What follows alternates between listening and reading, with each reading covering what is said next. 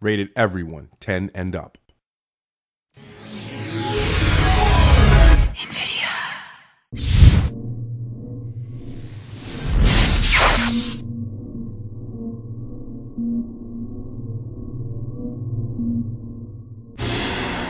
Hi, I'm Paul from Gas Powered Games, and I'm here with Jeremy Abels, Associate Producer on Supreme Commander, and Mark Scattergood, Assistant Producer on Supreme Commander. And we played a quick multiplayer game here on the map Sung Island.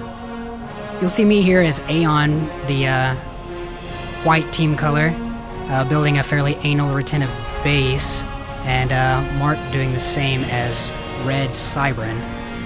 Yeah, I should probably in the future spend a little more time actually figuring out how to attack my opponent than making a base that looks like it came out of Esquire. Now, I have to admit, when I show up later and just completely destroy you, the base leaves a good corpse. You know, it looks good afterwards. It makes for a good screenshot on my part. See, so that's what brag. I'm all about. You know, I need to leave a beautiful looking body behind. Yeah, you can tell by the walls that I built. So as long as I can brag to my friends afterwards and show them great screenshots, we're in good shape. Now, we do have a battle here, and who won this battle? I actually defeated the force, but mostly because I think Jeremy sent about a fifth of his total forces available. This was actually trying to lure most of Mark's army to my base. I did not forget defenses, and was hoping to make use of them, actually. You'll notice the map has some pretty neat choke points. We've got naval choke points, which most maps don't make use of quite as heavily as this one.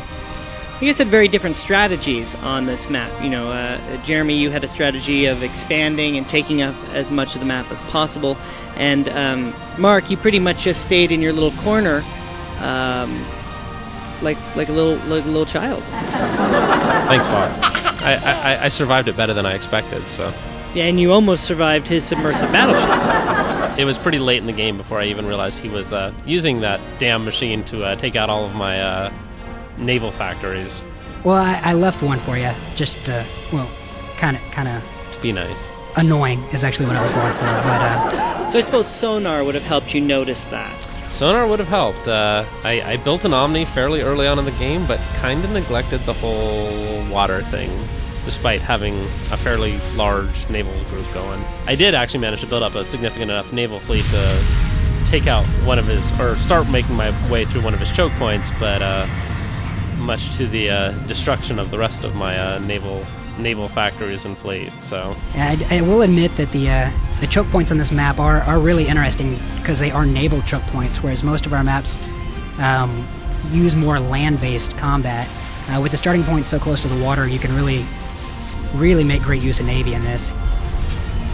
So here we have our Colossus with his halo of interceptors.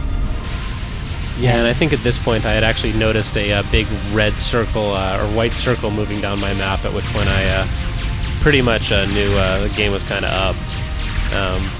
The walls held out for a good couple 2 seconds. Well, maybe. I don't know if they lasted that long, but they left a good corpse, we'll say that.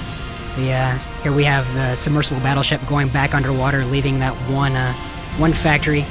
At this point, he is now on patrol to make sure the commander doesn't try to escape underwater. But Mark, took it in stride. He walked up to the Colossus and actually tried to overcharge shot him to death, which didn't work. Didn't work, but it was definitely a good attempt.